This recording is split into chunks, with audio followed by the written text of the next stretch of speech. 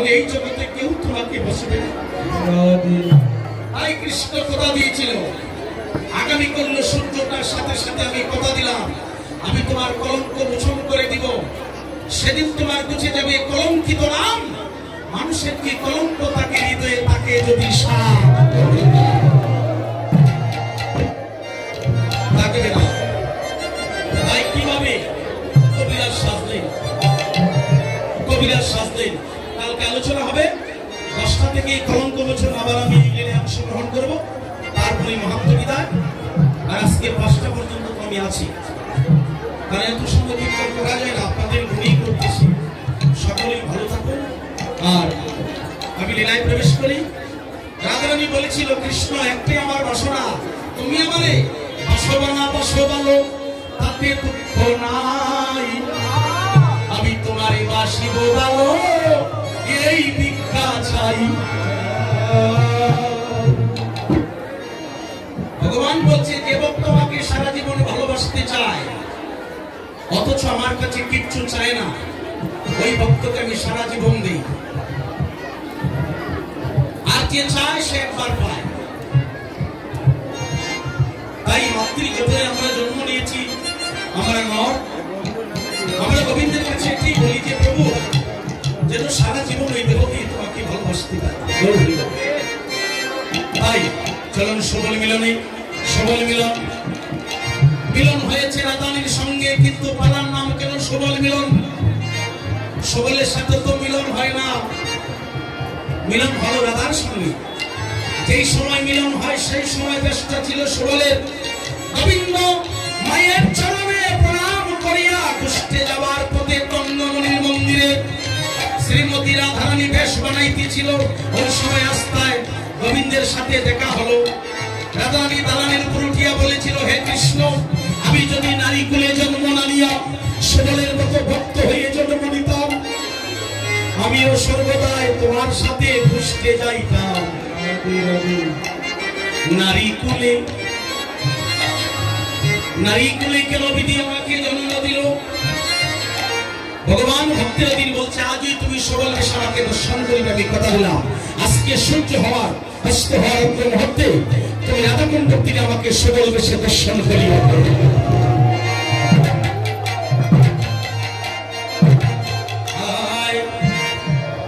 ভাই শ্রীরাম বৃন্দাবনে রাম কান গোচারণে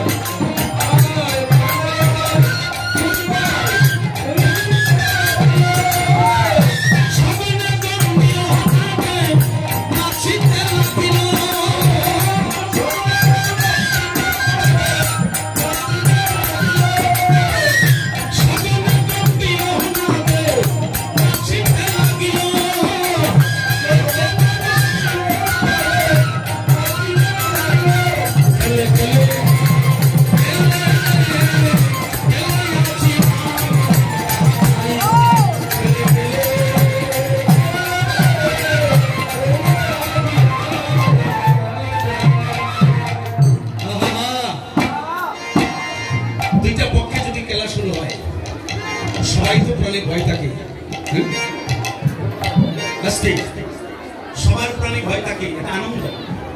ভয় থাকে না? আজকে কার প্রাণে ভয় আসবে? একদিকে গোবিন্দ কৃষ্ণ আর একদিকে ভক্ত। এখন দেখবেন বাড়িতে বাড়িতে ক্যালেন্ডারে গ্রন্থের পাতায় শাস্ত্রে পুরাণ পুরাণে সাধু মুখে শুনতে পাই ঈশ্বর নাকি সর্বশক্তিমান ভগবান। সকল শক্তির অধিকার যদি ভগবানের কাছে থাকে, তাহলে আজকে ভক্তরা তার সাথে খেলবে, তার মধ্যে একটা প্রতিজ্ঞা আছে। আমি যদি খেলায় হারিয়ে যাই, তোমাকে বৃক্ষের তোলে কাঁধে তোলে সমস্ত মান নির্মল ভ্রমণ করিয়া তোমারই রাখবো। আর তুমি কৃষ্ণ যদি হেরে যাও, আমরা ভক্ত তোমার রাখাল, তুমি রাজা আমরা প্রজা, তুমি রাজা হয়েও আমাদেরকে কাঁধে তুলতে হবে। ব্রহ্মা পরীক্ষা দিয়েছিল না যে কৃষ্ণ এসেছে বৃন্দাবনে দেখতে যায়, গিয়ে দেখেছিল ওই সময় ওই খেলায় গিয়ে দেখে সাধারণ মানুষের কাঁধে সরাসরি করে বললো নাকি এখানে একজন ভগবান এসেছে নাকি? বলে হ্যাঁ। বলে ওই যে খেলতেছে। এখন দেখো তার কাঁধে মানুষ চড়ে, মানুষের কাছে সে চড়ে। তার যেমন এই যেমন বিশ্বাস হলো না যে ভগবান, বলো নাকি ভগবান এই যে, এই জন্য আগে চাই বিশ্বাস। সে কি ঘটনা ঘটাইল? ভগবান যদি হয় তাহলে সাধারণ মানুষ তার কাঁধে চড়ে দেখে একটু পরীক্ষা করে কাঁধে চড়ে সমস্ত রাখাল আর গাবিগণ পর্বতীর গুহার মধ্যে গোপন করে দিল ব্রহ্মা। কিন্তু সে যে ভগবান, ব্রহ্মার একটু বিশ্বাস হলো না। সমস্ত রাখাল এবং গাবিগণ যখন গোপন করলো, কৃষ্ণ দেখে কেউ নাই, কোথায় গেল? জ্ঞান মার্গে দেখে ব্রহ্মা ছলনা করছে। কি আমার সাথে ব্রহ্মা হয়ে ছলনা করছো? যেখান থেকে ব্রহ্মা যে আসন ছেড়ে উঠেছে, সেখানে একজন ব্রহ্মা সৃষ্টি করিয়া বসিয়ে আমার নবলক্ষ গাবি সৃষ্টি করিয়া এক দেহ থেকে অষ্টরাকাল সৃষ্টি করলো। আর বললো একদিন বৃন্দাবনের শ্রীরাম এবং গোপাল নেপাল সকলের মা বলেছিল আমাদের তো সন্তান আছে, কিন্তু কৃষ্ণ যদি আমার ছেলে হয়ে একদিন মা বলে ডাকতো, আমাদের মনের সুখ। একদিন বলেছিল ব্রজের রমণীগণ যে কৃষ্ণ যদি আমার ছেলে হতো, আমার যদি মা বলে ডাকতো। বলছে ওই যে তোমরা বলেছিলে একটা আশা, আজ যখন তোমার সন্তান হারাইলে, ব্রহ্মা যখন চলনা করলো, আমি কৃষ্ণ তোমার সন্তান হইয়া সকলের ঘরে ঘরে গিয়া সকলকে মা বলে ডাকিয়া সকলের বাঞ্ছা পূর্ণ করে দিল।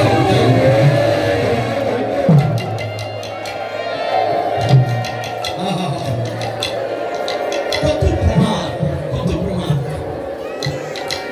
তারপরে নবলক্ষ গাবি সৃষ্টি করে এক দেহ থেকে অষ্টরাকাল সাজলেন, সকলকে যার যার বাড়িতে পাঠিয়ে ব্রহ্মা সৃষ্টি করে যখন দিলেন।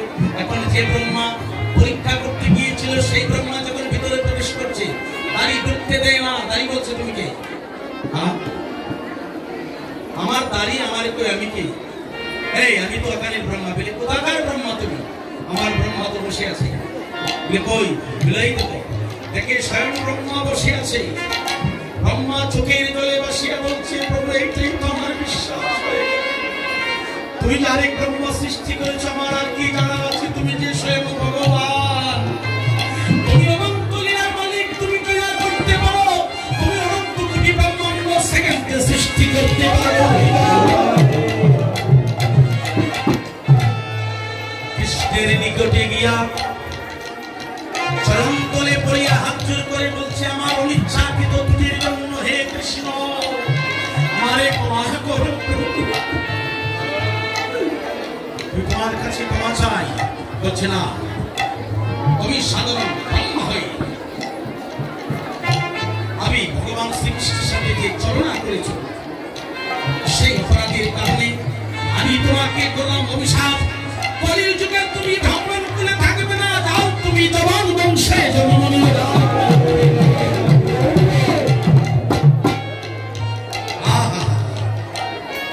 ব্রহ্মা বলছে, হে কৃষ্ণ, হে কৃষ্ণ, তোমার অভিশাপে যদি আমার জবান কুলে জন্ম হয়, তাতে দুঃখ নাই। জন্ম হোক যথায়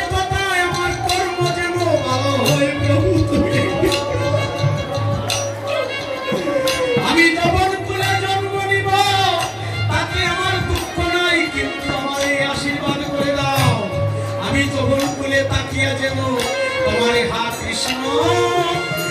কৃষ্ণ বলে প্রাণ বলে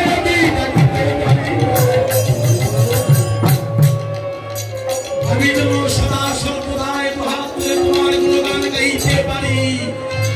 আমারে আশীর্বাদ করে দাও। ব্রহ্মা কৃষ্ণ তো দয়া, যাও আমি তোমাকে সে আশীর্বাদ, তুমি যখন তুলে জন্ম নিবি কিন্তু হাত তুলে কৃষ্ণ গুণগান গাইতে পারবে, আমি সেই শক্তি তোমাকে দাও। সেই জন্য আকর্ষয়তি যশ কৃষ্ণ, যার আকর্ষণ শক্তিতে অনন্ত লীলা চলে তিনি হচ্ছে কৃষ্ণ। আজ এই ভগবানের সাথে ভক্তরা খেলবে কি করবে, কিন্তু ভগবান বলছে আমি ভক্তের অধীন ভগবান। ভক্তরা আমার অধীন নয়, আমি ভক্তের অধীন। ওই আগে বলেছিলাম কর্মের জন্য নয় রে মানুষ, মানুষের জন্য কর্ম। জেনে করো ধর্ম করো, দুইটা খেলা, প্রতিশ্রুতি প্রতিজ্ঞা। ভগবান বলছে সূক্ষ্ম চিন্তা। আজকের এই যত ভক্ত, এই যে বুড়া বাবা বসে আছে প্রেমেরই বাজার, এই প্রেমের বাজারে যারা আসছে, যদি এই ভক্তরা আনন্দ না পাইত, আনন্দ আবার দুই প্রকার হয়, একটা খণ্ডানন্দ আর একটা পূর্ণ অখণ্ড রসানন্দ। আজকে এই পূর্ণ অখণ্ড রসানন্দ যদি না পেত, এত আমার মায়েরা ছোট বড় দুদিন শিশু পর্যন্ত এই গরমের তাপে 4 ঘন্টা ধরে বসে আছে। প্রসাদ খাওয়ার কথা বলা হয়েছে, কেউ যায় না। তার মানে কি? তার মানে নামের সৌধা পান করিলে ববের কোথা থাকে না। যারা ওই কথা জানে, নামের সৌধা যদি কেউ পান করতে পারে ববের কোথা থাকে না। আগে বলেছিলাম যার একটা বিষয় হলো নেশা, কৃষ্ণ প্রেম সাগরের জলে ডুবলে কেউ বাসতে চায়, কেউ বাসে না। সেই জন্য মানুষ এই পর্যন্ত বসে আছে, তারিতে বলা হয় ভক্ত। তারাই কৃষ্ণ ভক্তি লাভ করতে পারে। আচ্ছা, ভগবান বলছে আজকে যারা আনন্দ পেয়ে বসে আছে, যদি তারা কষ্ট পায় আরেকদিন আসবে না। যে গিয়েছিলাম বড়াই বাবার গাছতলায়, কীর্তন শুনতে গেলাম কিন্তু আনন্দ পেলাম না, আনন্দ নাই, প্রেম হইল না, কষ্ট পেয়ে আসলাম, যাব না। আনন্দ পাই বলে বারে বারে হাজারো ভক্তের সমাগম হচ্ছে। তাই ভগবান ওই কথাটা চিন্তা করছে, আজকে যারা আমার সাথে গোষ্ঠী আসছে, সকলের মায়ের কুল থেকে বিদায় নেওয়া, তারা যদি আমার সাথে আজকে গোচারণের খেলায় হারিয়ে যায়, আমার সাথে খেলতে খেলতে যদি পরাজয় হয়, তারা ব্যথা পাবে, কষ্ট পাবে, তারা হয়তো আর কোনোদিন আমার সঙ্গে গোষ্ঠী না আসতে পারে। আর যদি আমার সঙ্গে আর গোষ্ঠী না আসে, আমি আবার বৃন্দাবনের মতো ভক্তের সঙ্গ ছাড়া হয়ে যাব। আমি যে ভক্ত সঙ্গ ভালোবাসি, ভক্ত আমার মাতা পিতা, ভক্ত আমার গুরু, ভক্তগণে নাম রাখিল বাঞ্ছা কল্প তরু।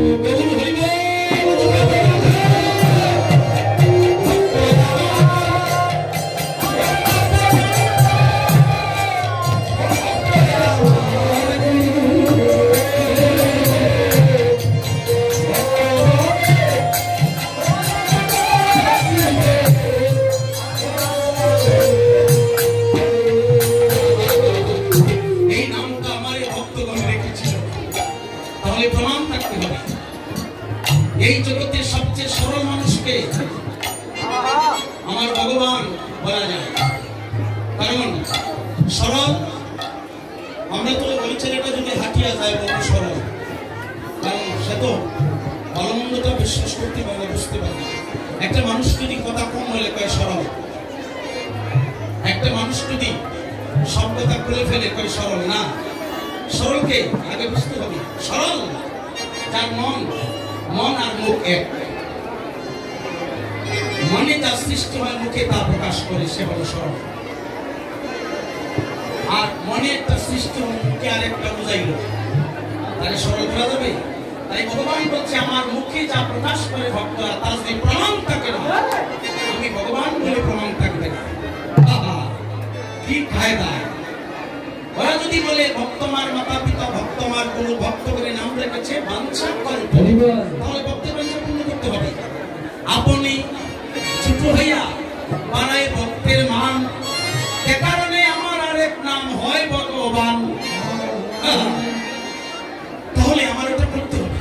এখন যদি ওরা পরাজয় হয়ে যায়, আর পুষ্টি কোনোদিন আসবে না, কষ্ট পাবে। তাহলে না, আমি ভগবান নিজে ছোট হইয়া আমার ভক্তকে জয় করিয়া তাদেরকে আমি বলবান করে দিব, আমি নিজে পরাজয় হয়ে যাব। কারণ আমি একটা বাহু দিয়ে যদি কেউ পরাজয় করতে পারি, কিন্তু তারা পরাজয় করবে না। না, আমি নিজে ছোট হইয়া আমার ভক্তের সম্মান আমি বাড়িয়ে দিতে চাই।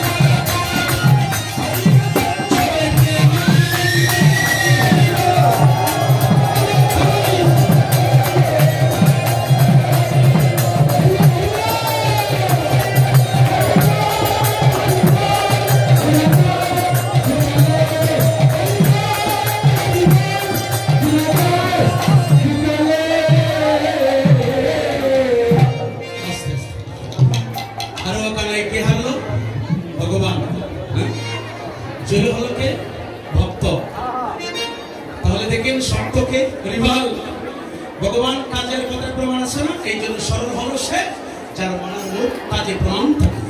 এবার হারিয়ে গেলেন ভগবান। এবার ভক্তরা বলতে চাই, কানাই তোমার তো আগেই কথা ছিল আমার কাজে তুলে সারা ভান্ডিলবন ভ্রমণ করে ওই ধরে বাবার কাছতলা যেখানে এতটুকু দূর বা একটু দূরে ধরে সেখানে নেওয়ার কথা ছিল, আমার কাঁধে তুলে নেন।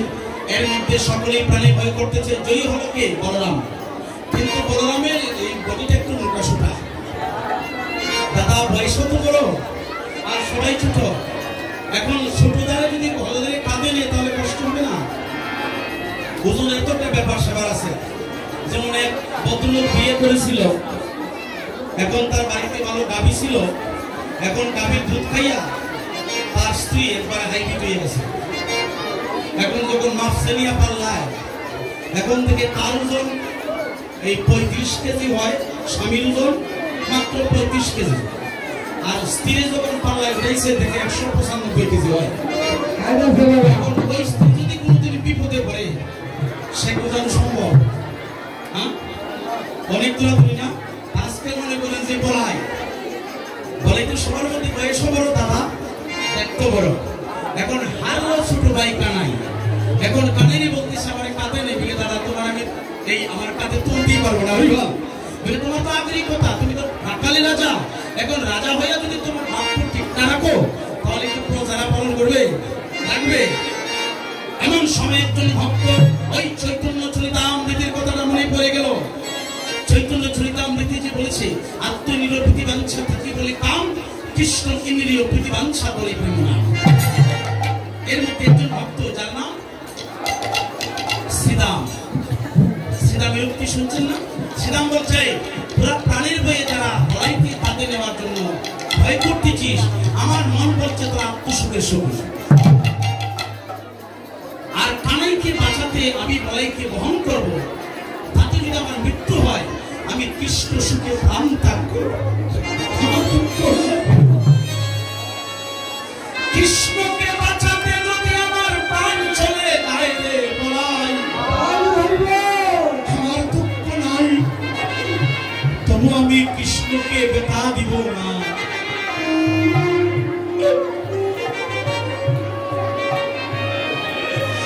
কৃষ্ণ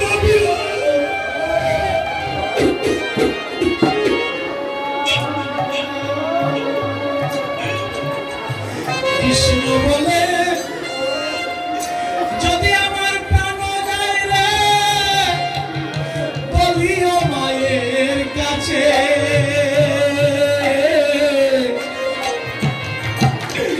কৃষ্ণ কৃষ্ণ কৃষ্ণ বলে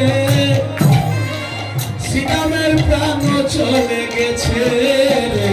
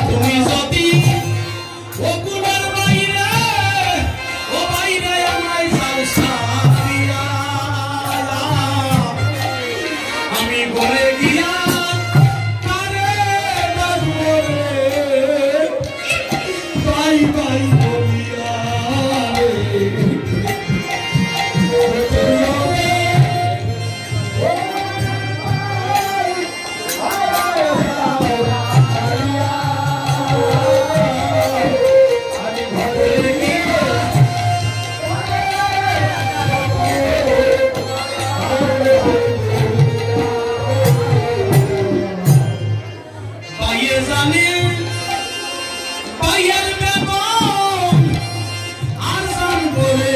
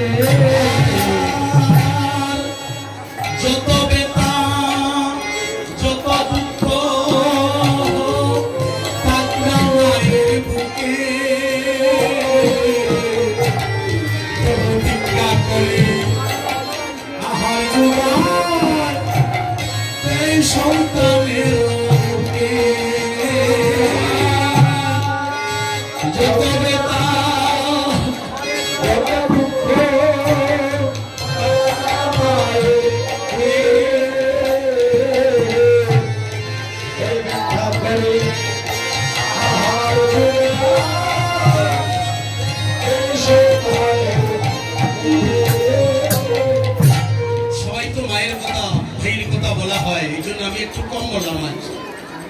একটা কথা যেটা সবচেয়ে গুরুত্বপূর্ণ আমি একটু বলি যাচ্ছি। মা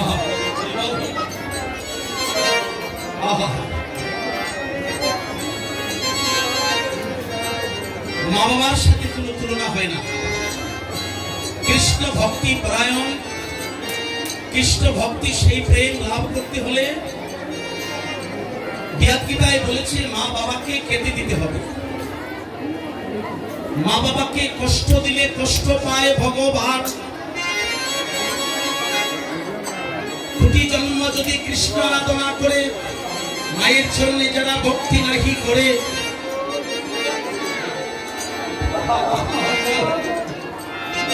তার ভক্তি গ্রহণ করে না আর ভগবানে। এই জন্যই বলছে একটা কথা, মায়ের সাথে কোনো তুলনা হয় না। তার কারণ আমরা মাটির মূর্তি বানিয়ে পূজা করি না? চৈত্র মাস শেষের পরে বাসন্তী পূজা আসছে, দুর্গা পূজা হবে। অনেকে মাটির মূর্তি তৈরি করে মা দুর্গাকে পূজা দেব। সেই মূর্তি বানানোর সাথে সাথে মাটির কারিগর কাদার মাটি দিয়া মাটির মূর্তি তৈরি করে লক্ষ টাকা আদায় করে, টাকা না দিলে মূর্তি বানাবে না। মাটির মূর্তি বানিয়ে মাটির কারিগর লক্ষ লক্ষ টাকা আদায় করে নিয়ে যায়। যে মূর্তি কথা বলে না তার বিনিময়ে টাকা পরিশোধ করতে হবে। কিন্তু আমি আপনি চিন্তা করেছি কোনদিন, মাতৃগর্ভে ছিলে তুমি 10 মাস 10 দিন, তোমার দেহ করলো গঠন, মায়ের দেহ করে কিন। মা যদি হয় রে দিনহীন, সন্তানকে ভুলে না, কোন কিছুর বিনিময়ে মাকে ভুলিল না। মাটির কারিগর যদি মূর্তি বানিয়ে টাকা আবদার করে নিয়ে যায়, আপনার আমার মাঝে এই সোনার মূর্তি গড়ে দিল।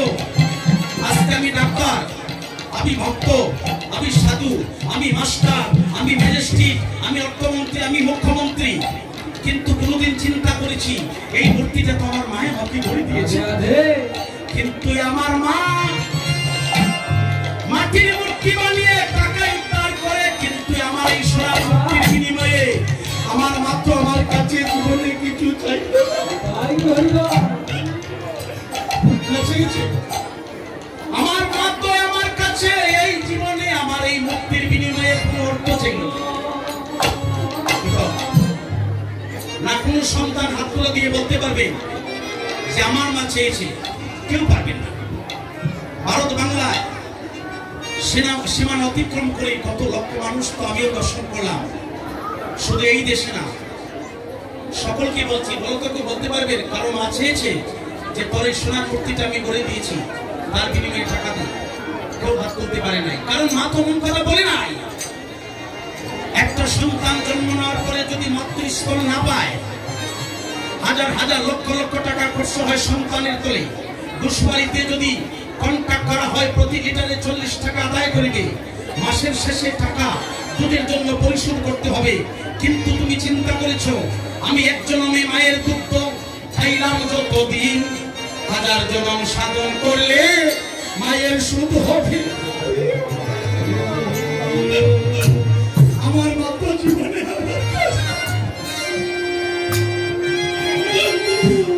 যারে বলে মা মা গো, এই জন্য ভগবান বলছে শরীর পরিশোধ করা যায়, কিন্তু মাতৃ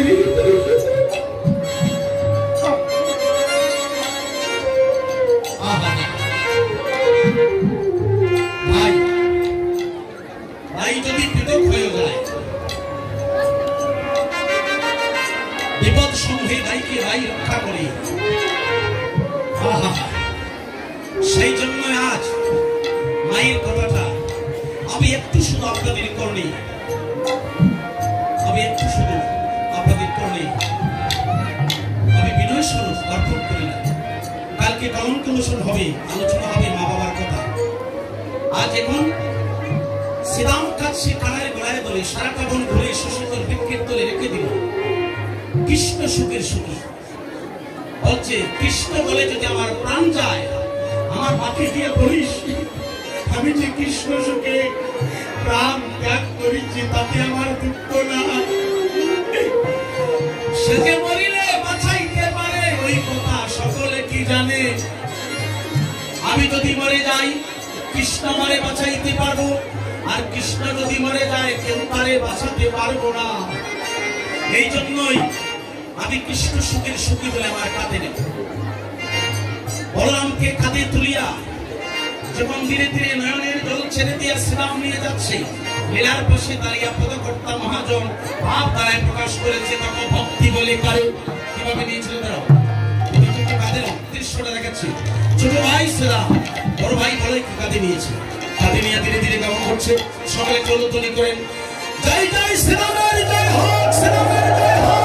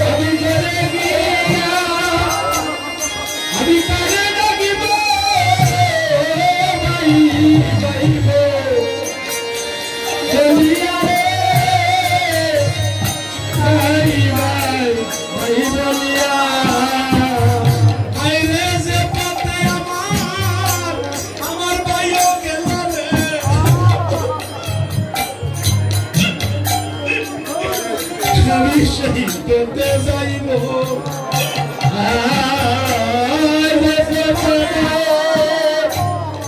আমার বাড়িও গেল রে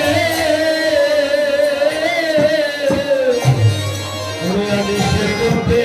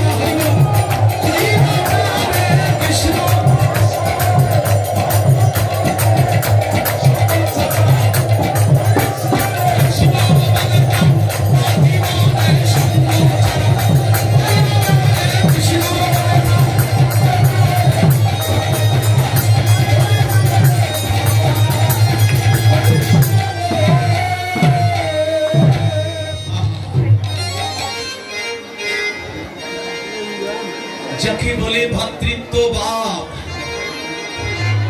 সেদাম রে কৃষ্ণ শোকের সখী যারা, তারা যে কৃষ্ণ বলে প্রাণ ত্যাগ করিতে পারে আজ তুই প্রমাণ করে দিলে। সেদাম বলছে আমার দুঃখ নাই, আমি কৃষ্ণ বলে প্রাণ ত্যাগ করিব তাতে দুঃখ নাই, কিন্তু কৃষ্ণ যদি কষ্ট পায় ব্যথা পায় আমি সহ্য করিতে পারব না। এই কথা সকলে জানে না। সারাটা মন করে সুশীতল বৃক্ষের তলে বান্ডিল বল ভ্রমণ করিয়া, দাদা যদি কোনোটির কেউ থাকেন দয়া করে, সকলকে তো বলা যায় না, এটা একটা দায়িত্ব, আমার একটু জল দিবেন।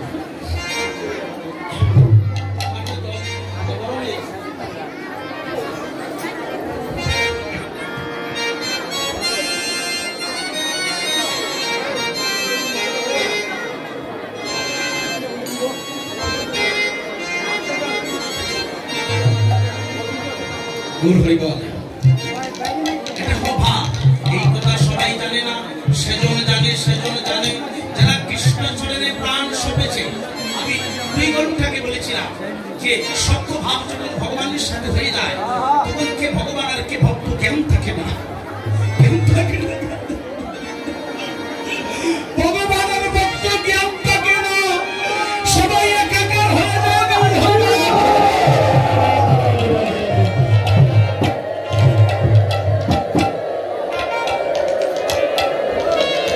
কে শুচি, কে মুচি, কে পবিত্র, কে অপবিত্র, ভগবান বলছে তুমি বিচার করিও না, তোমরা কলিজি সব আমার চরণে সারেন্ডার করো, সমর্পণ করো। কে স্বর্গে যাবে, কে নরকে যাবে, কে ভালো করো মন্দ করো, অন্যের সমালোচনা করো না। তুমি কি করেছো সেটা সর্বদাই ভাবো।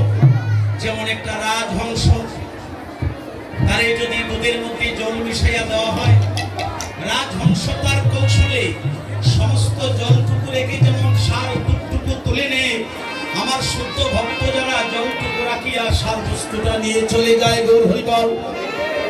তারে বলে ভক্ত। আরো বলেছে সাধুকারা, যারা অপরের দোষ নিজের গাড়ি ছাপিয়ে মানুষের কল্যাণের চিন্তা করে, যারা মানুষের কল্যাণের জন্য নিজের জীবনকে বিসর্জন দেয়, তারাই হচ্ছে কলিযুগে আমার প্রকৃত মহামানব।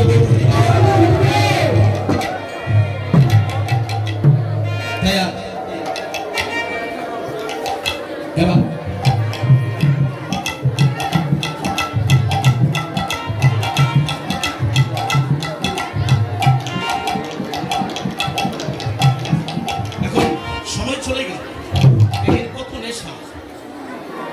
আমার পুরা 4 ঘন্টা সময় দেওয়া হয়েছে, তারপর আমি ভাবছি যে শেষ হচ্ছে না, শুরু করছি কেন মনে হয় না। দেখি ভক্তরা বসে আছে এখন পর্যন্ত, ভালো থাকবো পড়েছেন পড়েছেন গৌর হরিবল। তাই আজ এটা প্রমাণ, উদ্ধবকে বলেছিল শীর্ষ আমার, আমি সে তাহা, আমার লাগে যার নয়ন নজর। আজকে মহামিলন ক্ষেত্রে এই হরিনাম সংকীর্তন যে শুদ্ধ মৃত্যু সবে সুসম্পন্ন হচ্ছে তার প্রমাণ একমাত্র। বাবা তুমি অনেক গ্রহ, তোমার এই টাকাটা আমার বাড়িতে যাবে তো। এই যে সামনের সংক্রান্তিতে 31শে বৈষ্ণব সভা হবে, সকলের জন্য আমি একটা নিবেদন রাখছি। আমি অদম কিচ্ছু করতে পারলাম না জীবনে, এই যে নামে রয়েছে আর জীবে দয়া বৈষ্ণব সেবন। তো যে ভক্তরা এই দেশ বা দেশের বাহিনী যারা টাকাগুলো দিয়ে থাকে, আমি মনে করলাম যে একটু বৈষ্ণব সেবা যদি আমার বাড়িতে হয় আর বৈষ্ণবের পদার্পণ হয়, আমার হয়তো তাদের কি পাই। আমার গুরু আজ থেকে 25 বছর পূর্বে বলেছে, বাবা তুই চিন্তা করিস না, ধরে রাখ, শুধু এক জায়গায় সারেন্ডার করে একজনকে মা দেখবি সবাই আসবে। তাই এই বৈষ্ণব সভাকে সবাই নিমন্ত্রণ করছি, আমন্ত্রণ করছি। চৈত্র মাসের সংক্রান্তিতে যদি কৃপা করে আমাকে একটু পদার্পণ করে চরণদোলা দেন, তাহলে আমি আমার এই মানব জনমকে ধন্য মনে করবো। গৌর হরিবল। ওই মাসের 31 আমার শোনা হয়, এটা 31 চৈত্র, বার মনে হয় বুধবার। আপনারা কৃপা করে যদি চরণদোলা দেন, আমি আমার জন্ম সার্থক মনে করবো। আর আপনারা যারা টাকা অর্থগুলো দিচ্ছেন, অর্থ অনর্থের মূল হয়, আবার অর্থ সৎ উদ্দেশ্যে ব্যয় করলে গৌর হরিবল এই অর্থে পরমার্থে যাওয়ার সন্ধানের পথ পরিষ্কার করে দেয়। গৌর হরিবল। তো বিবেচনা কি ছিল সে ধর্ম জানে, কারণ একমাত্র সবকিছু ভরসা যারা গোবিন্দের চরণে করে। ঠিক আছে, আমার আরেকবার 500 টাকা। গৌর হরিবল। তো সারা জীবন ধরে সুশীতল বৃত্তির তলে রেখে দিয়া বিশ্বফল প্রতিষ্ঠা করে পরে কৃষ্ণের মুখে তুলে দিচ্ছে। কৃষ্ণ মনে আনন্দে বশিষ্ঠ ফল খাচ্ছে। বলছে তোমরা আগে খাইলে পরে আমার দিলে তোর খাওয়াটা, আমি তো কৃষ্ণ, আমি তো রাজার ছেলে, তোরা খেয়ে দিলে কেন? ওই যে সক্ষভাবে ব্রজের রাখালগণ কৃষ্ণ সখার সঙ্গে তারা করি উচ্চারণ, মিষ্টফল প্রতিষ্ঠ করে আনন্দে কৃষ্ণরে খাওয়ায়। কৃষ্ণ মনে আনন্দে খায়। তাহলে এখানে সূর্য সূচি আছে, গুরু মন্ত্র দেয় তৃষ্ণা তৃষ্ণা তৃষ্ণা। আর এই ভক্ত আর ভগবানে যখন সক্ষ ভাব উদয় হয় তখন জ্ঞান থাকে না। আর গুরু যদি বলে আমাকে তৃষ্ণা তৃষ্ণা, আমি চেয়ে দিলে যদি যায় তোমার জাতিকুল তোমার নৌকায় পার করিবে, এই কথাটা একটু ভাবাবো। তুমি তোমাকে চেয়ে দিলে যদি তোমার জাতিকুল চলে যায়, তুমি আমাকে শেষের দিনে ভগবতী পার করবে? তুমি তো নৌকায় তুলবে না। এই জন্যই গুরু শিষ্য এক আত্মা হইবে যখন, ব্রজের নিগুড় তত্ত্ব জানিবে তখন। সকলে মিলিয়া সেবা করিয়া ধীরে ধীরে সুশীতল বৃক্ষের তলে গমন করেছে। সকলে করিয়া আমরা যদি কেবল সমতলি করবে আয় সুবলক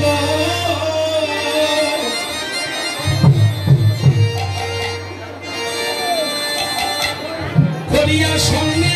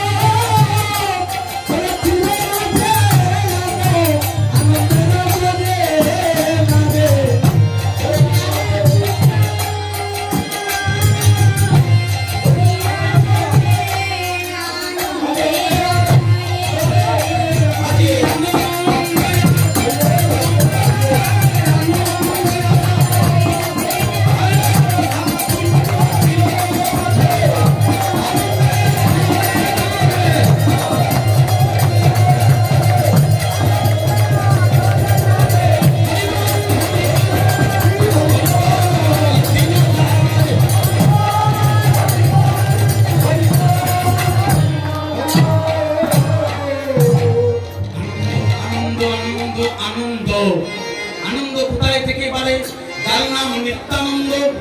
ওই যে প্রথম বলেছিলাম গৌরনিতাই দুই ভাই দুই পথে গেল, নিমাই সন্ন্যাসী হইয়া নিতাই সংসারবাসী হইল। দয়াল নাম মহাপ্রভু নিজে রাখলো, তোমার আগে দিয়ে থাকবে দয়াল টাইটেল। হরিবল। নিত্যানন্দ প্রভু বলছে আমার নাম নিত্যানন্দ কেন? আমার নাম স্মরণ করা মাত্রই পাপীর হৃদয়ে আনন্দ উদয় হয়ে যায়। হরিবল। যিনি যে আনন্দ তার নাম নিত্যানন্দ, সেই আনন্দ আছে। রাধাকুণ্ডর তীরে কি একদিকে হংস, একদিকে কোকিল, একদিকে ভ্রমর গোবিন্দকে দেখিয়া মনের আনন্দে কৃষ্ণ গুণগান করছে। আমরা মানুষরাই অনেক সময় ভুলে যাই। বনের পশু বলছে প্রতি জন্মে থাকলে ভাগ্য গোবিন্দ দর্শন মিলে। আজ আমরা ভাগ্য বসে রাধাকুণ্ডর তীরে আমার রাধানাথ এসেছে। সারা জীবন তো আহার করলাম, নিদ্রায় গেলাম, এই পশু জন্ম পেয়ে যা যে গোবিন্দ দর্শন করেছি তাতে আমাদের সৌভাগ্য। আজকের দিন গত হলে আর হবে কিনা জানি না, চলো আর পাবো না, সকলে আমরা কৃষ্ণ ভজনে রত হয়ে যাই। বনের পশু তোমার ডালে বসিয়া কুহুসুরে ধ্বনি করছে। হংস বলছে হংসীকে দেখো দেখো দেখো দেখো দেখো দেখো ছাড়া রাধা না দেখো দেখো মিলে না মিলে না মিলে না মিলে না সাধনা করে মিলে না মিলে না এসেছে এসেছে এসেছে এসেছে রাধাকুণ্ড তীরে আজি এসেছে এসেছে। দেখো কি জন্মের তো বিষয় পাওয়া যায় না। এখন ভ্রমর হংস কোকিল যখন রাধাকুণ্ড তীরে তারা কৃষ্ণ সভায় রত, সুবল ইতিমধ্যে নিষেধ করেছিল। আস্তে কৃষ্ণ নাম নিতে যদি কেউ নিষেধ করে কি হয়? নিষেধদাতার 14 পুরুষ সহ নরকে পতিত হয়। এটা মহাপ্রভু বলেছিলেন যেদিন সেবা সঙ্গে যাওয়ার জন্য তাকে নিষেধ করেছিল। আচ্ছা, সেবাস কীর্তন করে মহাপ্রভু যেতেছিল, নিষেধ করেছিল একদিন, পরে আসছে আলোচনায়, আগরটা শেষ করে নি। সবাই নিষেধ করে চাই তোমরা যে রাধা নামে ধ্বনি করছো, আমার কৃষ্ণ যদি কানাই যদি এই ধ্বনিটা শুনে এই বনের মধ্যে সে রাধা রাধা বলে পাগল হয়ে যাব, সে হবে পাগল। বনে মরবে কানাই আর গরে মরবে রাই, আর দুইজনের মধ্যখানে আমি সবাই করবো বিষম সংকটে। একটা কাজ করো, তোরা ওই কাজটা বন্ধ করে দে। কি করবো? বন্ধ করো, এই যে বন্ধ করো, রাধা নামে যদি করো না, আমি নিষেধ করলাম। সমান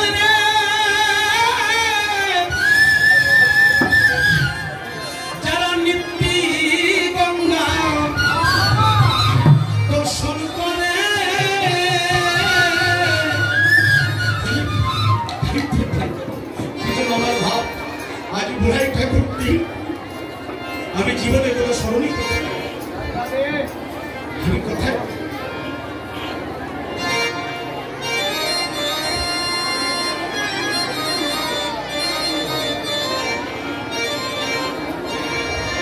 যারা সর্বদাই গঙ্গার পাড়ে তাকে এগিয়ে আসছে সামনে, পন্থীতে যাব স্নান করতে, যারা অনেক দূরে রাস্তা হেঁটে কষ্ট করে গাড়ি ভাড়া দিয়ে গঙ্গা স্নান করিতে যায়, গঙ্গাকে দেখলে প্রণাম করবে।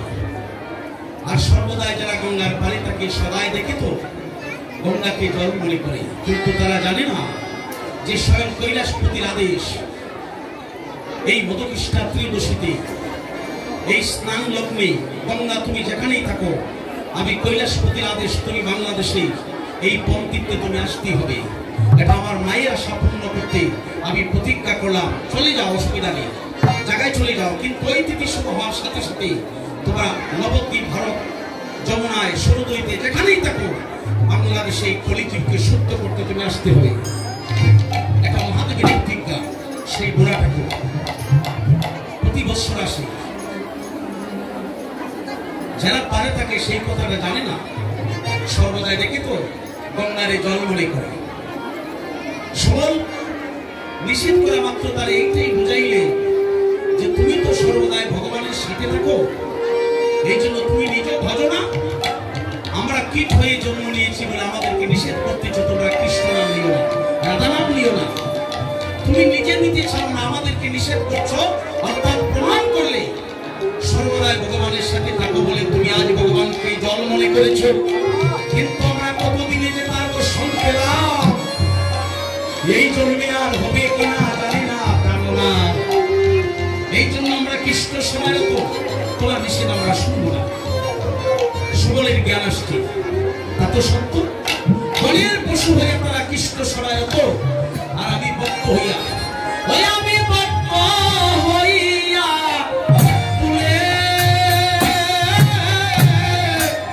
ভুলে গেলাম রে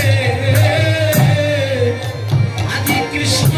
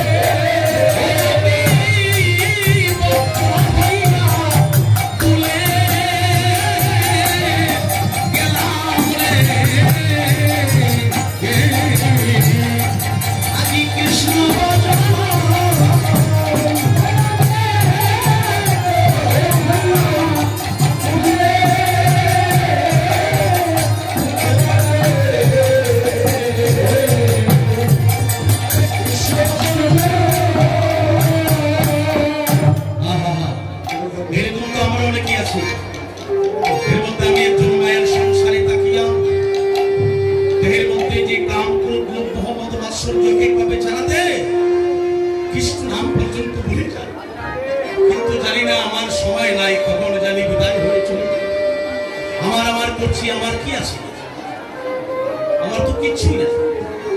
আজ সুবল হচ্ছে না, আমি ভুলে যাব না। মানুষ মালা গাঁথিয়া কৃষ্ণের গলায় পরিয়ে দেয়, প্রত্যেকের গলায় মালা আছে, কিন্তু মালা সুতা দিয়ে গাঁথা। আজ আরেকটা নতুন কথা কি জানি, সুবল এই কথাটা বলেছিল, আমি ভক্তলোকে শুনেছি যদি ভক্তের মতো ভক্ত হয় মালা গাঁথতে যে সুতা লাগে না, সে বিনা সুতার মালা গাঁথিতে পারে রে। মালা গাঁথতে সুতা লাগে নাকি? ওই জড়জগতের বদ্ধজীবে লাগে। এই জন্য যারা মুক্ত পুরুষ তারা মরণকে ভয় করে না।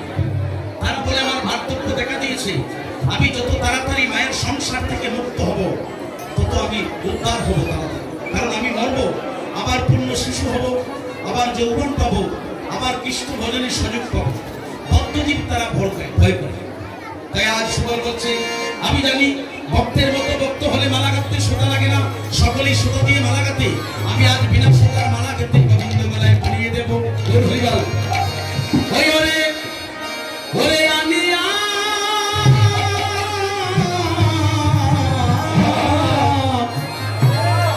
আনিয়া সুবল দেখো চম্পকেরই দল, সুবল রে মনসা দে গাতে গাতে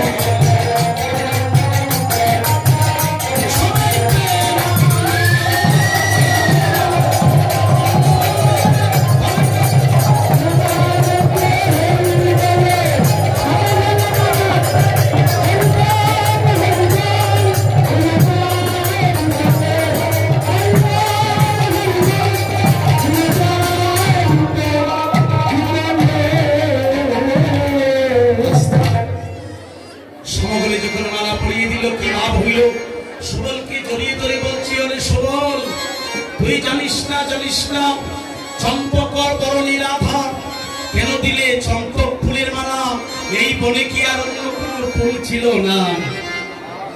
বারে বারে নিষেধ করি, এনে দেখো ব্রজে রাধা বিজে বলি। তুমি কি জানো না সুবল, ওই মালা দেখলে আমার বৃন্দাবনের প্রেমময়ী রাধার কথা মনে থেকে। এ কি করলে সুবল? যাও তুমি এই মুহূর্তে রায়তনির কাছে চলে যাও। একিরে একিরে কহে গিরিধরে প্রমাদ কোঠাইলে বনে, তুষারি অনল জ্বালাইলে সুবল, রাধা জাগাইলে আমার মনে গৌরবনে। এই অনুচিত কথা বলো কেন? দিনের বেলা আরেকজনের স্ত্রী, ওটা কি সম্ভব? বলে যদি না পারো রাধার বিরোহী রাধা কুণ্ডর্তি আমি প্রাণ বিসর্জন করিব। চিন্তায় পড়ে গেল সুবল। কৃষ্ণ যা বলে তাই করে। তার মনের মন এক, আমি যদি নামতে পারি, যদি সে প্রাণ ত্যাগ করে তাহলে আমাদেরকে রক্ষা করিবে কে? তাহলে তুই প্রাণ ত্যাগ করিস না, একটু ধৈর্য ধর, আমি যাচ্ছি, দেখি রায়ধনিকে আনতে পারি কিনা। বৈশ বৈশ করি সাই লোহরি মোহমনির জননী,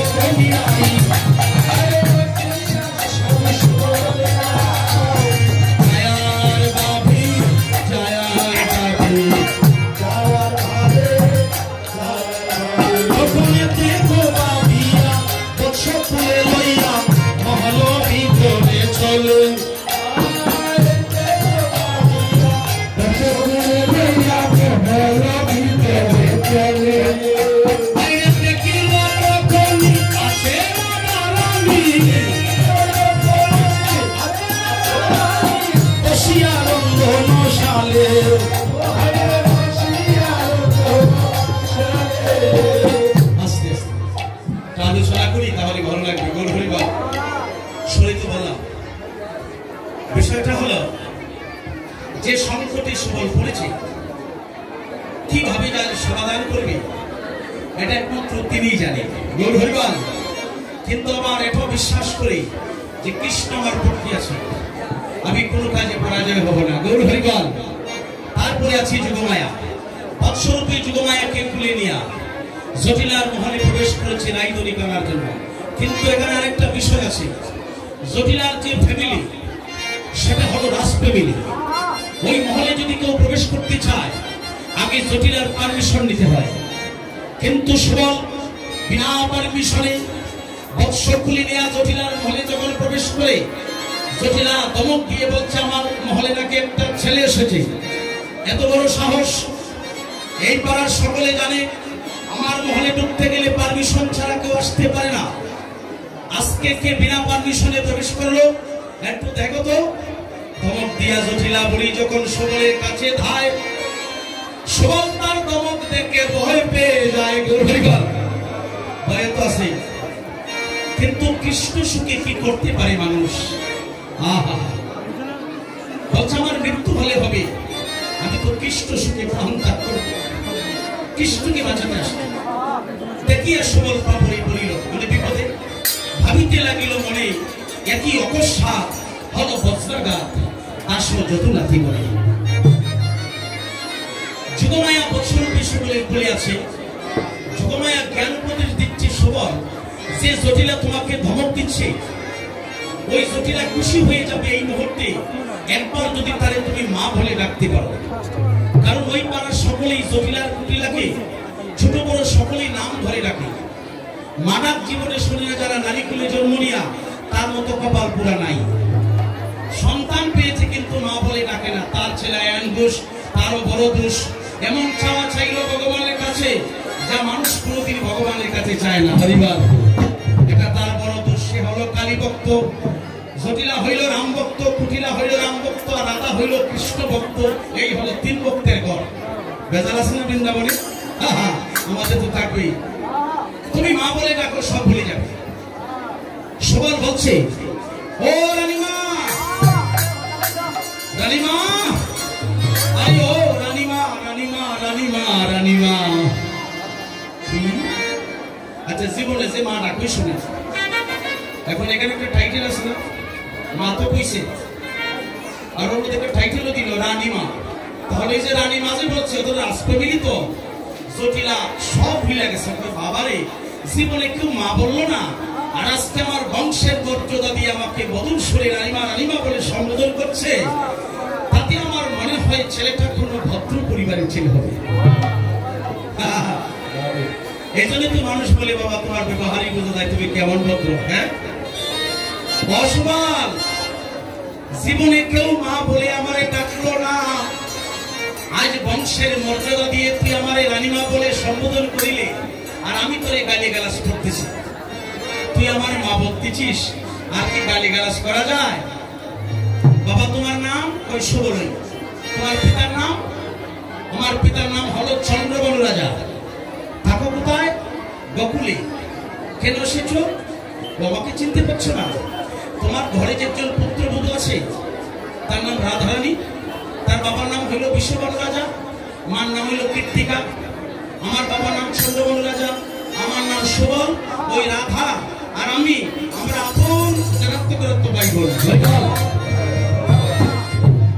এখন যদি আমার পুরত্ব বইন হয়, আমি জেনাত্ম ভাই হই, তো সেই সম্পর্কে তুমি আমার কি হইবা? তুমি আমার মা হই, তুমি আমার মা হই, তুমি আমার মা হই, তুমি আমার মা হই, আমি তোমার পুত্র হই, তুমি আমার মা হই, আমি তোমার পুত্র হই।